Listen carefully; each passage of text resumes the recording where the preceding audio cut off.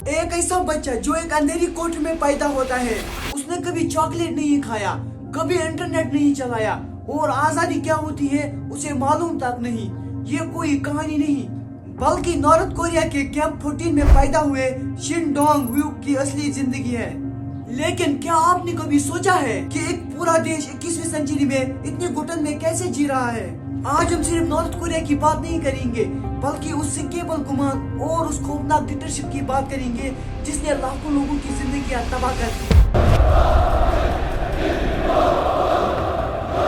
North Korea का सबसे खतरनाक कानून है गिल्ट बाय एसोसिएशन। इसका मतलब है कि अगर किसी ने कोई पॉलिटिकल क्राइम किया तो उसकी सजा सिर्फ उसे नहीं बल्कि उसकी 3 पीढ़ियों को भुगतनी पड़ेगी।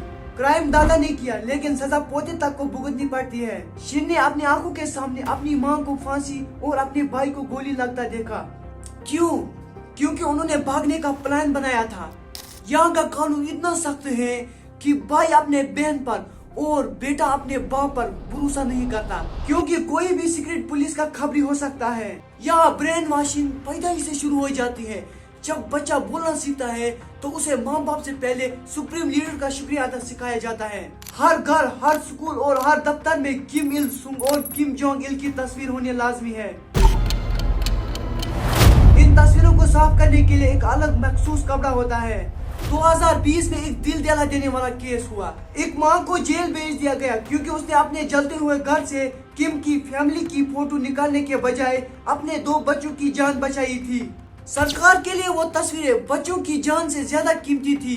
लोगों को बचपन से बताया गया कि उनका लीडर महान है, हर मुश्किल का हल उसके पास है, लेकिन वो ये सिर्फ जुबान से बोलते हैं लेकिन दिल में कुछ और है। नॉर्थ कोरिया में स्मार्टफोन है लेकिन उनमें ग्लोबल इंटरनेट नहीं बल्कि एक इंटरनेट चलता है। इसका ऑपरेटिंग सिस्टम हर थोड़ी देर में एक रैंडम स्क्रीनशॉट लेता है और उसे सीधा सरकार के सर्वर पर भेज देता है।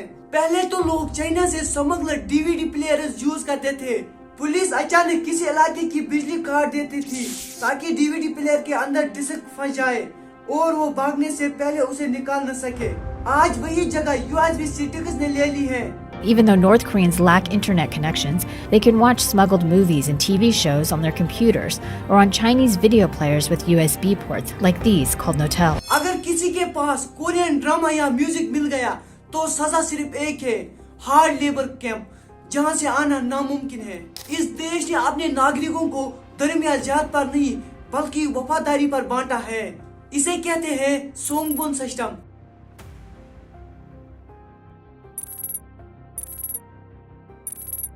कोर क्लास जो सरकार के पक्के वफादार हैं, वेवरिंग क्लास जिन पर सरकार को शक है, होस्टाइल क्लास जो सरकार के दुश्मन माने जाते हैं। आपको खाना कितना मिलेगा, आप कौन सी नौकरी करेंगे और क्या आपको राजधानी पियोंगयांग में रहने की इजाजत है, ये सब आपका सोंगबोन तय करता है। होस्टल क्लास के लोगों को शहर से 50 किलोमीटर दूर भेजा जाता है और उनसे सबसे मुश्किल काम करवाया जाता है। नॉर्थ कोरिया की पूरी इकोनॉमी सिलेबस पर टिकी हुई है। देश का सारा पैसा मिसाइल और न्यूक्लियर वेपन बनाने में खर्च हो जाता है, तो सड़कें और फैक्ट्री चलाने के लिए लोगों से मुफ्त में काम करवाए जाते हैं। बच्चों से लेकर बुजुर्गों तक सबको 12 से 18 घंटे खेती बाड़ी या कंस्ट्रक्शन में लगाए जाते हैं।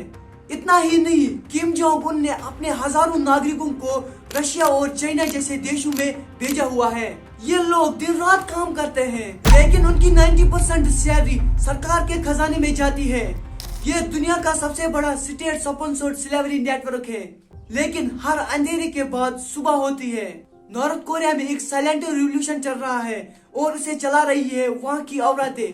इन्हें ब्लैक मार्केट्स की रानी कहा जाती है।